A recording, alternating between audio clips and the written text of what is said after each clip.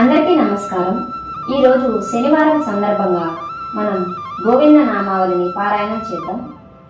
ఎవరైనా కొత్తగా మన ఛానల్ చూస్తున్నట్లయితే మన వీడియోని లైక్ చేసి మన ఛానల్ను సబ్స్క్రైబ్ చేసుకోండి. ఇక ఆలస్యం చేయకుండా వీడియోని ప్రారంభిద్దాం.